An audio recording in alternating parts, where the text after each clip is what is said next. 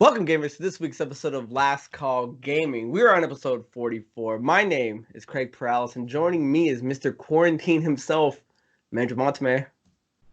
Wish I wasn't, but I am. But he is. Andrew, I've been doing nothing but sipping on Michelob Ultras. I see you've got a tasty beer or two in front of you. What are you sipping on? We went with the Kona Big Wave today. Riding the wave on that Kona Big. Tropical feel while I'm stuck inside my non-tropical home. There you go. So this is our second remote episode. So again, guys, apologies if maybe the sound or quality isn't up to snuff, but it's as best as we can do for being as how long it took us to figure all this shit out. So we're finally running. So guys, let's move into the first story that we have. And as of today, it is Friday the 24th, and Nintendo has reported that it has been hacked. They have announced that it's been 160,000 accounts have been accessed in a hacking attempt. So since this has happened, Nintendo has actually disabled the ability to log into a Nintendo account through the Nintendo Network ID, also known as just the NNID. It's also stating that, so your login ID, your passwords have been obtained, all through illegal means. And this has been done since the beginning of April. So now we're kind of realizing what actually has been taken, how much of it's been taken. But Andrew, I got to ask, as a fellow Switch owner, does it turn you off in terms of even playing it? Or, I mean, we've seen stuff like this before. This has happened with Sony. This happens anytime big players in the game, you know, are facing a, I would say maybe, I don't want to say a crisis per se, but I mean, we're all sitting at home. Everybody's on their electronics. Was it just a matter of time before something got hit, and this time around it just happened to be Nintendo? I do want to add to that note that they did say, like you said, through some other means, and what they meant by that was that it's not directly through their software. It's not some breach on their end. It's people using some sort of outside algorithm program, something to get into their accounts is more what it is. So as far as it goes, I mean, that's personally why I don't really put my information. I don't have my information on anything besides my Xbox. Like, I have my Nintendo account, of course, because I had to set it up and everything, but I don't have any credit cards or anything like that on there. And that's the biggest reason why I would just prefer not to. I'd prefer, I mean, for them, I think for me, it's a different idea with them because they're a company that can't even get voice chat right, that I have to use some second hand-me-down app on my cell phone to be able to talk to somebody when I'm playing online or whatever, that I'm not going to trust my security with them. If I'm going to buy something digital or download a digital, something like that, I'll go to GameStop or Target and find like a different version or something like that just to download it.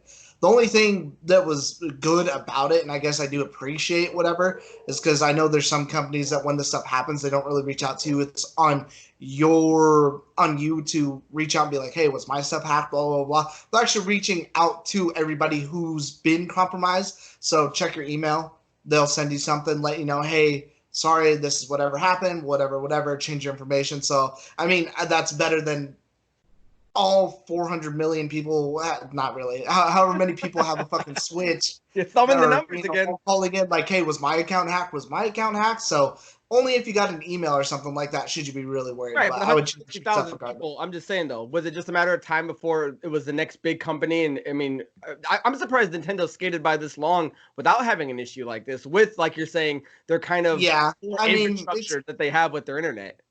Yeah, I mean, it's hit everybody. I mean, Xbox has had stuff like that happen. Sony had their infamous outage. And, I mean, something like that, yeah, it's all a matter of time. I don't think there's so much that you could really, really do. But then again, the other two I don't think have had anything like that really in quite some time. But, I mean, there's tons of other sites that do it. I think, like, Netflix had it, like, once, Yahoo. I mean, everybody's got it at least once. I mean, once it's a reoccurring issue, then everybody gets one.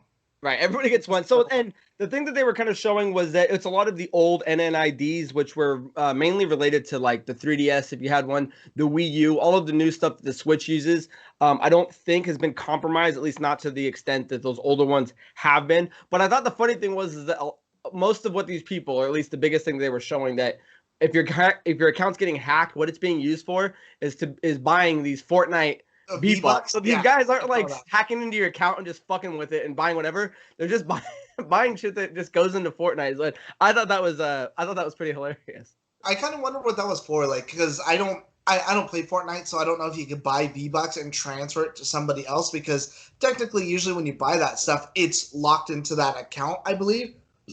So even if you can gift it, it's like you're going to risk, because I don't think you can resell that or return it. Maybe So it's a let's code or say, something.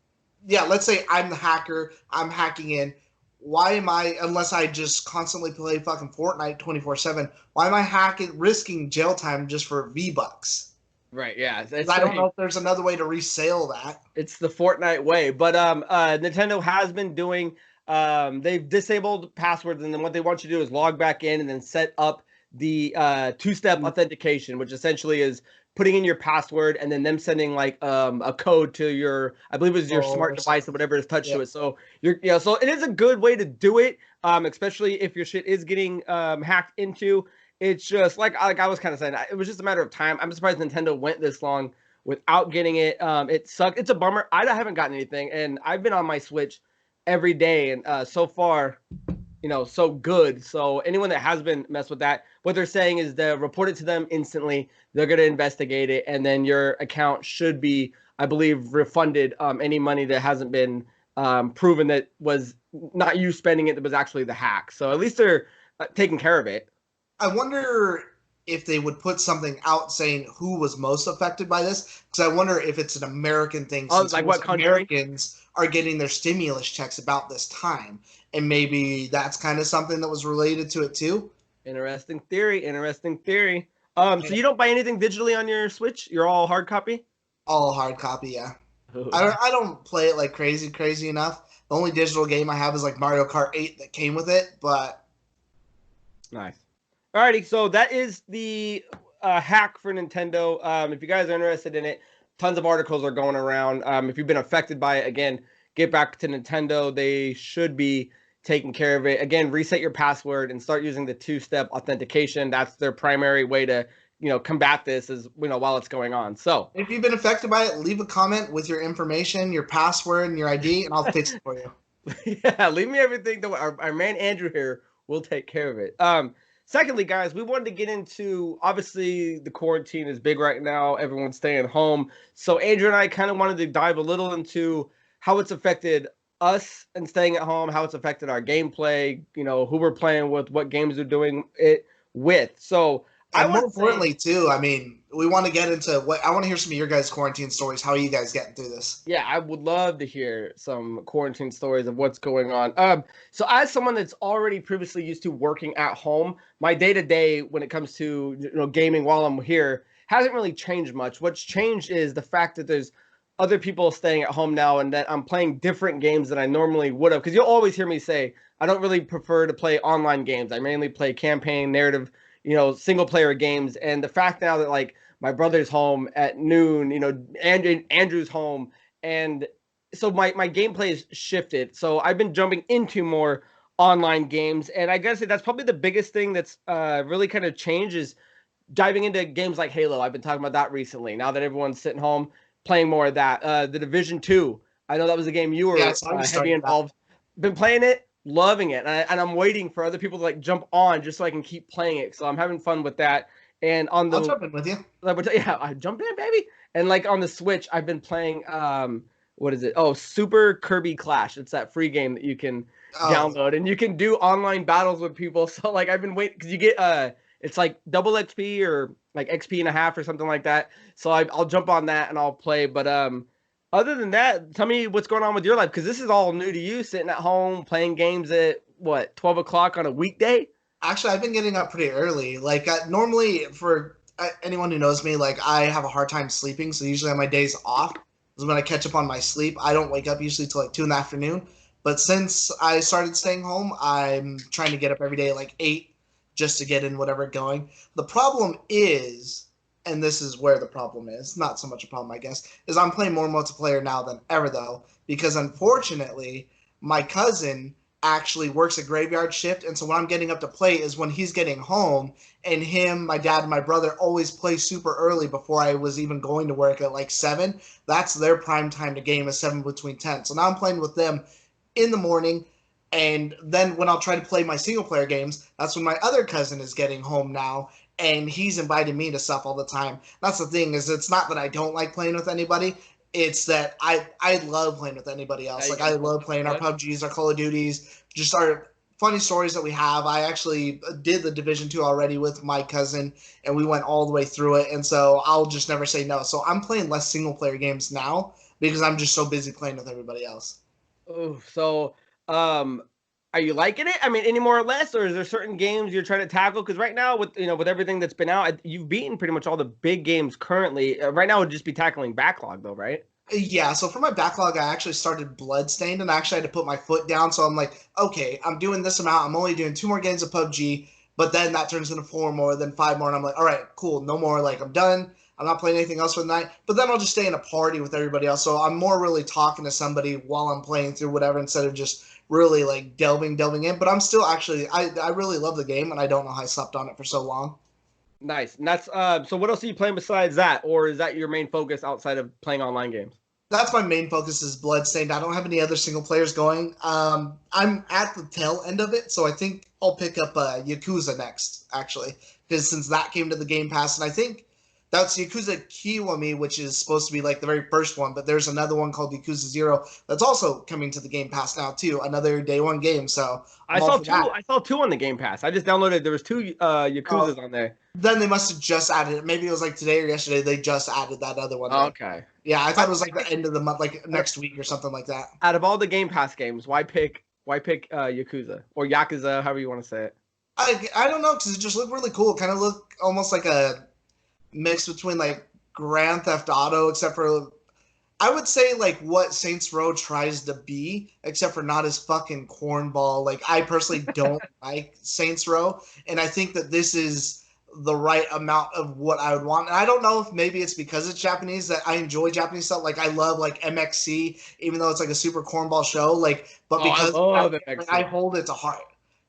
Yeah, good stuff. I gotta say, I've been trying to play my Switch more, and after watching Cien play Octopath Traveler, did you just start that? Yeah, dude, I am loving it. It's so JRPG. Like it's got such a unique battle system. It's got such a unique way to take on these characters. Like essentially, I think it's 8. Obviously, Octo. There's 8 different characters, and you can start with whoever, and then you can go to another place to recruit another person on your team. But then you play their origin story. I don't know. It's a really fun game. So that's the game I've been playing on the Switch along with Kirby. I log into that every day. And dude, I've been having a hard time trying to find like what I need to play on Xbox. And Division is luckily kind of taken up that spot. But it's a good game, man. It's really good. Fallout 4. I was talking with you the other day about it. Fallout 4 is probably going to be the next big backlog game that I want to try to take out. And it's. I mean, I think I don't know if you were on the headset if I was talking to Cameron, but the last login I had from that game was like 2015. Oh yeah, no, I was in there because I was talking. Like, Jesus, I really tried this game once upon a time and then kind of just forgot about it. And that was back when I was still doing the video game Power Hour. So this is still a game that I need to take off my list, just so it's eradicated from that list of backlog games. And but the only negative thing is I think it comes off the Game Pass by the end of this month, and I don't know if I have the hard copy of it. So hey, these are trying. That should be your primary game. For anyone else who's bored out there, actually do check out the Video Game Power Hour. I personally love it, and I think we just did it the other day when I was home here. It was part of like I think we did it that night, like part of it when you and me were doing a Skype session like this, doing a Power Hour. Oh yeah. Oh dude. Okay. So I won't say it now because I don't want to give you any influence or something, but there is something I want to discuss with you later regarding Power Hour. So just remind me of that later. Ooh, all right. So that is our big story with Nintendo getting hacked. That is how we've been doing Quarantine Gamers. Guys, jump in. Let us know how you've been doing during this quarantine. Has it been working out for you? Are you catching up? Or are you going insane and games just aren't your thing? I don't know. I want to hear about it. Let us know down below. If you don't have anything to play, you might soon, because we have something to announce to this episode as well. He's a hinter. So Andrew, let's get into ripping it up. No, you want to go first? Want me to go first or you? I think tradition so far dictates that you go first. Not to steal from Colin, but I think you usually go first anyway. All right. My first one is actually going to be that Red Dead Redemption 2 is coming to the Game Pass on May 7th. So again, that Game Pass is constantly delivering. Again, if you have nothing to play, get that Game Pass. There's a million games on there. I now have more to play than ever. The bad news about it, though, is GTA 5 is leaving that day. So if you haven't beaten it by then get on it. If you're one of those active online multiplayer people as a part of it, you're going to have to buy it. And the weird thing is, too, that I wanted to point out, is I don't think GTA 5 has been on the Game Pass for that long. I think it's only been on there for maybe like 3 months tops. Yeah, a handful of months. Yeah, as compared to like some of those other games that are on there for like years. So that are still on there from day one. Yeah, I wonder if that's maybe they just want to kind of corral their audience. Like, okay, like if it's going to be free, let's corral them away from Grand Theft Auto or corral them into, Red Dead or something like that. So who knows? Maybe that's their point of thinking for Rockstar. Either way, good games. Do you think it has anything to do with them kind of recently announcing, not so much that GTA 6 is coming. We all know there's going to be a GTA 6, but it's kind of gotten this this more momentum that we've been talking about GTA 6. So at this point, do you think they're going, okay, well, let's pull 5 off. Let's put more eyes on some of our other properties. And then when we get a bigger announcement in GTA 6, it's going to cause more people to buy it. Because, I mean, the other thing is, which is crazy, GTA 5 is even on the Game Pass, is because month after month, it's usually one of the, top 5 best-selling games, if not number 1 for the month. And I would say maybe that's part of the thing is, okay, well, now that we've given you this taste, we're going to pull the game off and you're going to have to buy it or just not play it at all. How do you taste it? How do you like it? And then now they're going to do that with fucking Red Dead. So do you regret buying Red Dead day one at full price when it's on the Game Pass in X amount of months later? No, because I had to play Red Dead Redemption over a year ago, whenever it was that it came out.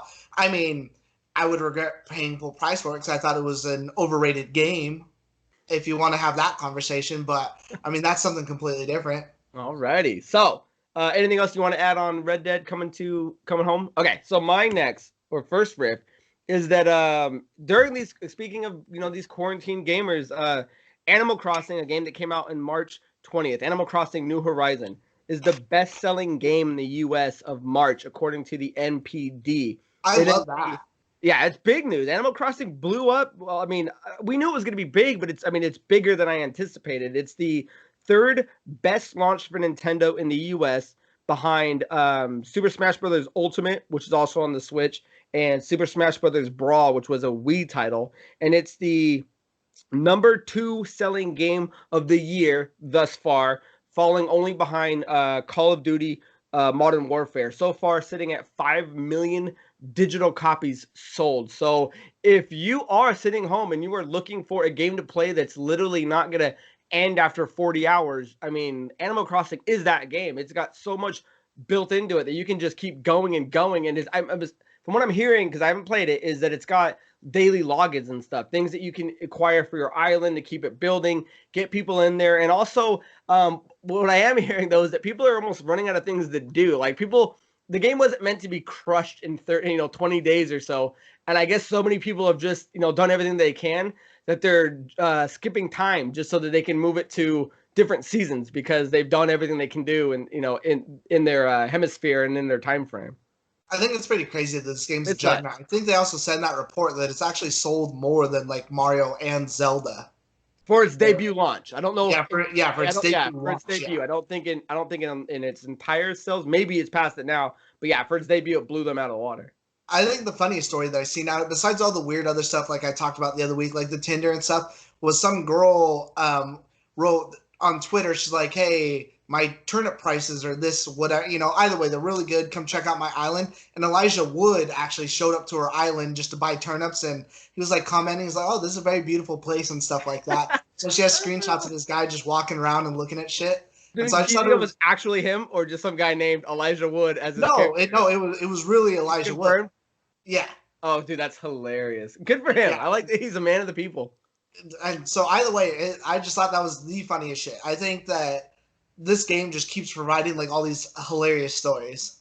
Yeah. So Animal Crossing, again, maybe it is something we need to check out and look at because it is doing exceptionally well. Best-selling one of the series. Nintendo has to be, happy about that. Just don't buy it digitally, I guess, because now is not the time to be putting your credit card information on the Nintendo Switch frontline. So, Andrew, what is your next riff, sir?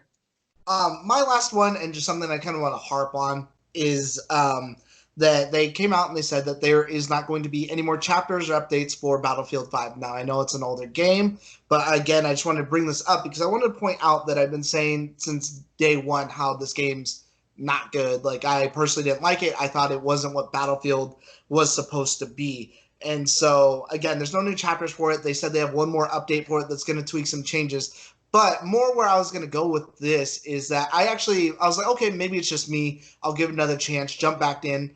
Did not like it. And then went online, and I'm like, okay, let me check out what other people have to say on YouTube about this. And it's all negative.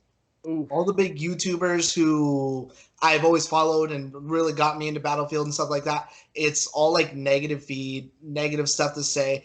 Yeah, I mean, even with one of their past, for those of you not in the know, TTK stands for time to kill, which is how long it usually takes to kill an opponent. So in Call of Duty, that time to kill is generally very low. So in Battlefield, it's always been kind of moderate. So they let the game go for this whole time with whatever they felt was a good time to kill, and then completely switched it up to make it higher. So all these people that are so used to playing now, you have to completely change your play style. You got to completely change like how you're shooting people, all kinds of elements because of some dumb move, and then had to switch it back. And this game has just been a train wreck. And the reason I want to bring this up is because generally is now, around E3 is going to be the time when you hear more about the next Battlefield, the next Battlefront, whatever it is that they're going to do. And so I just want to bring that up, that I really hope that this wasn't the death of this franchise, because I loved Battlefield more than anything. I loved it more than Call of Duty, and I really hope that this didn't just kill it off and that they learned their lesson from this game, because it's been a shit show. Yeah, why would you upset the fans that are still playing it? Because that's huge. That's a big. I mean, even I can appreciate the concept of them changing, the time to kill on something. That's your number one thing, that when you're grasping the controls and learning the rhythm of the game, that's a huge upset. That's learning a new game at that point. That's learning a new style on how to kill people that keeps it accurate to how you play. Right, and it's not even an update that they implemented a month after release, a week after release, whatever. It's like a year after release, a year and a half, too. Do you think this is the nail in the coffin for them, or do you think they're going to bounce back and this was just a bad incident? I think that this game is dead, and I think there's a lot of uphill work for the next one, if there is another one, and I hope that they at least try one more time and they do it right. But again, I just wanted to bring this up again in case, what if this is the last one, kind of like a post-mortem. Since day one, I've been saying this game's not good. I know there's a lot of people trying to ride on it, like give it its time, and it turns out, yeah, it's not good. Didn't you do a big old rant on I don't know how many episodes back? Wasn't that about Battlefield? Yeah, that's why I brought it back up. I want to almost be like a retrospective. Like, I said it then and I'm saying it now, that it's not a good game. Nice. So if you're watching this, EA, the game sucks. Yeah, learn something. Yeah, that's a bummer, because I know that's a franchise you really liked. I know it's a franchise a lot of people like. You did Battlefield 1, didn't you? Like the story mode, stuff like that? I put the story mode on it. I actually really enjoyed it. I like the fact that you got to bounce around between these different characters and time frames and play these different things. So, I mean, as opposed to a narrative campaign play, the time to kill is really just the online multi-shooter, though, right? That's not that wouldn't change anything. And so my version of it won't be dampered or stained, but anyone that was playing that and loving it, that's a kick in the nuts. Yeah, so who knows what they'll tweak with these next changes. Either way, it's just they keep changing everything in it, and it's back and forth, good, bad. And like I said, all these big YouTubers now that I'm seeing, is this the death of Battlefield? Battlefield's dead. This is the end of Battlefield 5, and blah, blah, blah, blah. And I'm like, I saw it from day one. Hey, he called it. Yeah, you heard it here first, so make sure you tune in and subscribe. That's a perfect chance for a shameless plug there, Andrew. My last riff is, unless there's anything else you want to add on Battlefield. Nope. Is Guerrilla Games is stating that Horizon Zero Dawn will be a trilogy. Now, from what I've been reading, is that it was always a multi-part script that was meant to be in more than one game. And it wasn't until, they launched their debut in 2017, sold over 10 million copies, did fantastic on the PS4, that it was officially greenlit and given the okay to let's put these games, let's make it an actual series. And the cool thing is that this is a game where we don't use the term much anymore, or ever, I guess, in modern times, with the phrase killer app. I thought Horizon Zero Dawn was easily a game that stands, neck and neck with games like God of War, Spider-Man, that you could have bought a PS4 simply for the fact to play Horizon Zero Dawn. So the fact that they are building a game that has, I think, a lot of exploration, and story development that they could get into. The fact that they're doing it is fantastic because now we know that number 2 is coming. It was already being built the moment number 1 was released because it did so well. But they're kind of putting that on hold in terms of the old system development. They're now officially going to be next gen. So 2 and 3, if it makes it that far, will be next gen games. The only thing I can say is it too soon to? Or I hate when games announce, "Oh, we're making 2 and 3." And it doesn't come to fruition. But I got to say that a game like Horizon Zero Dawn, I don't have any doubt in my mind that it's going to make it to 2, sell gangbusters, 3, and do fantastic. That I was just about to say, and I don't think that people really make games now to be like a one and done. Like, this is it. This is my story. This is a one. Besides, like, maybe Final Fantasy, but even those are getting, part 1s, part 2s, 10s, 2s.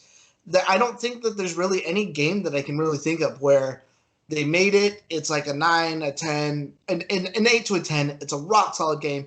Absolutely amazing. Sells well. But that's it. That's it for the game. There's no plans to ride that lightning and continue that story. Because even stuff like The Evil Within came out with the 2.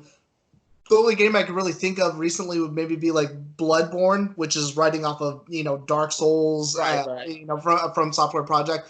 But even still, people are clamoring for a part 2, and I could definitely see them doing a part 2. There's no reason why they would do a part 2 for how well that game did, especially for a game that's considered like niche with that hardcore element. I'm sure there's going to be another game, maybe a Sekiro. Like, I could see something like that. But if they didn't make another, like a Sekiro 2 or something like that, I'd be really surprised. And that would be, I sometimes think it's nice and refreshing to have a just one and done. Like, Sekiro was really, really good, amazing. I love the story to it. The gameplay of it was solid.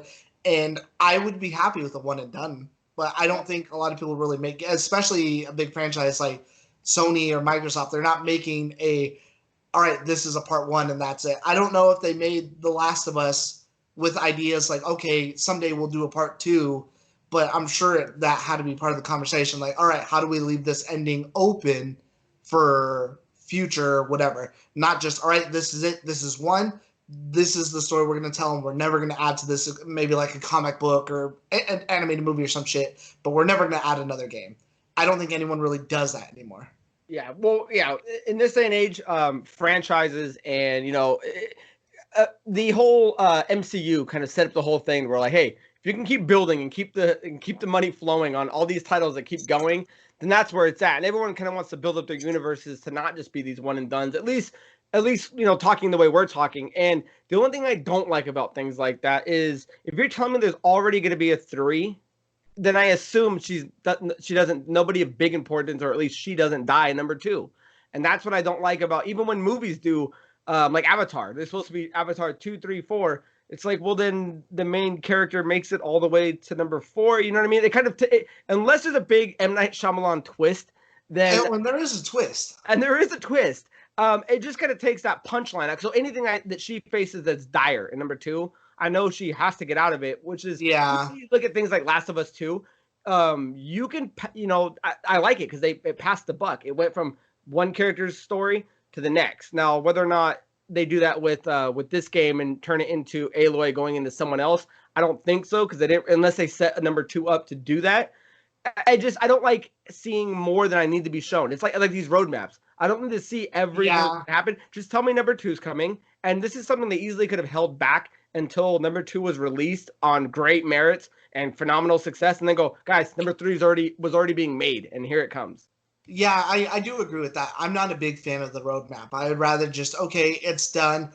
Dependent on the ending, like, oh, fuck, I want more. Like, I can't wait. I hope there's a sequel. Leave me hoping, leave me wanting. Don't leave me, okay, even still, like, all right, after the game comes out, like you said, the next one's in development. We are working on that. But don't tell me there's going to be 4 more because, then, okay, this character is not going to die, or based on what I know that this or this may not happen. It just kind of leaves out, like, the excitement, because then even still, so let's say now that you're done with 2, does that deflate your excitement for 3, or is your play of 2 lessened by 3? Because like, I guess kind of none of these trials and tribulations that she's going through kind of maybe almost don't matter because she's gonna have to go through another struggle in 3. Right. So yeah, it's almost like buying the what is it, the trilogy or the the 4-pack of Uncharted, and it's been like, okay, well I know he's got full.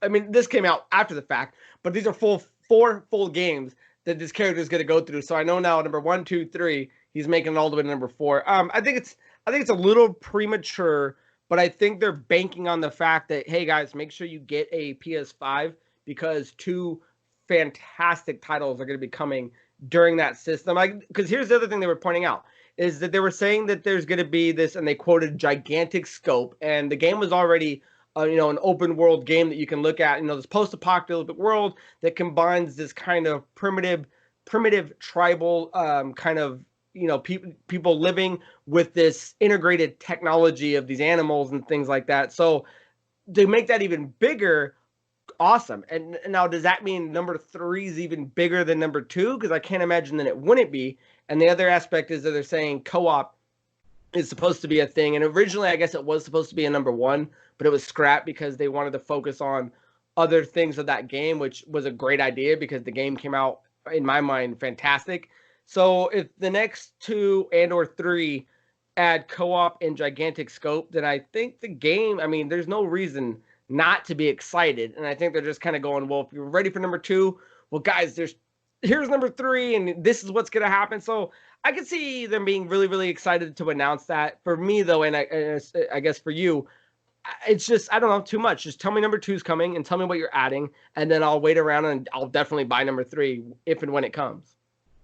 Hopefully they just keep it like tempered though in a way like Call of Duty's always been over the top, but it seems like each one has to be like more grandiose than the one before and over the top and all this crazy shit that would never happen. And it's like each one's trying to upstage itself, and it's like, no, just tell me a cohesive, good story from front to back, whatever your set pieces are in between, and we'll go from there. Yeah, I need you to, once you come over and finish Last of Us, then Horizon Zero Dawn's next on your list, because that's a great game. Live stream it, and I'll sit here with a controller in my hand, and I'll be like, oh, cool, it's like I'm really playing. Nice. So the only other thing I want to add on that is that I don't think the PC version's out, but Guerrilla Games and Sony did officially move this game, from 2017 PS4. It is coming to PC. So yeah, there's a lot of people who are really upset by that. I use the term exclusive loosely, I guess, these days, because if you're a console gamer and the game is still only on that console, then it's still an exclusive in my mind. I say it the same way. Yeah, PC just is the best of both worlds, and you get it as well. Like, so that's coming, and they're also like, and you kind of touched on it earlier, they are making a comic book series for this, so that takes place after the event of number 1. I was just throwing that out there. Oh, really? Yeah. So yeah, there actually is a comic book thing coming out for it. So if you are interested in it and you want to read more about Aloy's adventures prior to the release of number 2, then you can get that as well. So anything you want to add on top of Horizon Zero Dawn? No, I don't want to give away more time. No, all right, guys. So we're getting to the end. So we and Andrew have been talking, and it's been a while since we've given away anything. So what we've decided to do is we are going to give away a game of your choice. You get to pick it, whatever system you're on, the standalone copy, no, not the definitive edition, just the basic one. And we're going to give that away to 2 winners. And that can be whatever game of your choice, as long as it launches this year. I don't want to buy a game for someone 4 years in advance. So if you want Cyberpunk, and again, who knows, maybe we'll announce a Cyberpunk giveaway later on. That's not going to affect your chance, whatever it is going on with that. So if you want a copy of Cyberpunk, we'll definitely give it away to you. On top of that, Craig's also going to give you his $1,200 stimulus check too. It's up for grabs, baby. These things are in the air, so we're slicing and we're dicing our way. So, but guys, 2 games, your choice. You get to pick it. The game has to be on this calendar, and we will get it for you. What's that? 2 people, 1 game. 2 people, 1 game. Choosing 2 different people, 1 game each. You decide what it is that you want. And if you guys want to enter, just like every time we've done before, leave a comment down below. And I think we're agreeing on #QuarantineGamer. Yeah. This is for the quarantine. So And we're gonna announce those 2 winners. We're on episode 44. We're gonna announce the winners of the game giveaways on our 50th episode. So you've got a handful more episodes to chime in, leave your hashtag, tell your friends, tell your mom, tell your brothers, put it in there, win your copy, and then on episode 50, Andrew and I will announce the 2 winners and give those games away of your choice. For sure. For sure. So guys, make sure you follow us on all the social medias. We're on Facebook, we're on Twitter, we're on Instagram. If you guys want to listen to audio versions only of this podcast and not watch the video, you can do that on we have it on iTunes, Castbox, Spotify, and as long as our host, which is Castbox, goes anywhere else, then maybe you'll be able to find it anywhere else. So until next time, my name is Craig Perales, and that is Mandrew Montemayor. Cheers.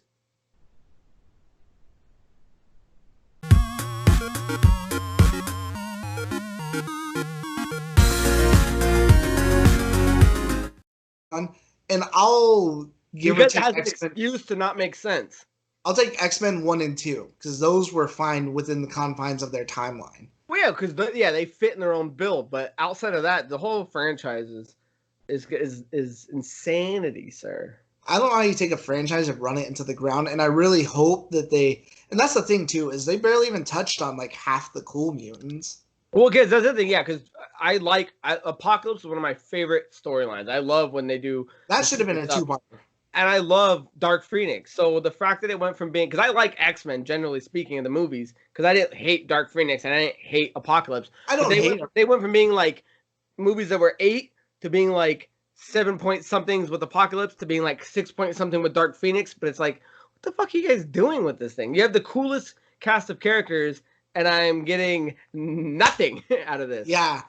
That's what I didn't get either. It's like you have the coolest cast of characters, different universes. You have so much to fucking work with, and this is the dog shit you're feeding me? Yeah, they're one of the few groups of comic book characters that have multiple cool villains. You know what I'm saying? Like, Fantastic Four has Doctor Doom. And unless they're going on a global scale, then it's like Galactus. They've got everybody. They've got Magneto can be a standalone boss. Sinister, Apocalypse, Sabretooth can be a one-off with Wolverine. I mean, they've got so many Mojo. They've got so many villains in this one universe, and it's like, show me something good.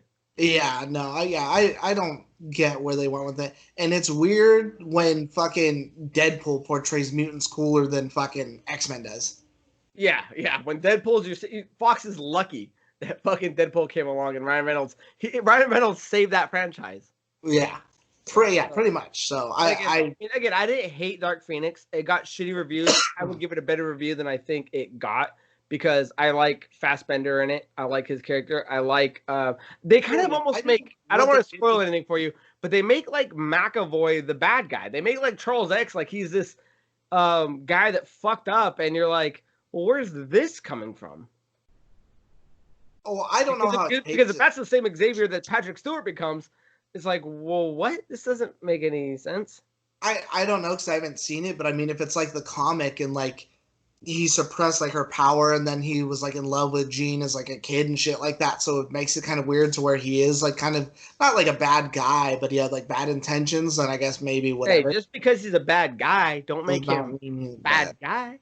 I think that's the one thing that I really love though about any of the movies is what they do with Magneto. He's always the standout best character. Oh yeah, and Fassbender brings it. He's always just fucking just. I like how he ditched kind of like the maroon colors, and now he just wears like black, and he's got his like trench coat, and that's kind of like his cape when he flies. So I think I prefer that Magneto to the Magneto in like comics. Yeah. I like the idea of him being like a Holocaust survivor, and that's what pushes him. His name is better, Eric Lensher. It's not fucking like Magnus, fucking some dumb stupid name.